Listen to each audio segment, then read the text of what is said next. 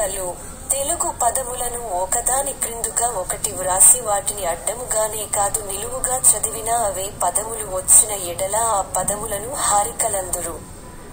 అది, దిక్కు అను పదములను ఒకదాని క్రిందుగా ఒకటి వ్రాసి వాటిని అడ్డముగానే కాదు నిలువుగా చదివినా, అది, దిక్కు అని వచ్చినట్లు.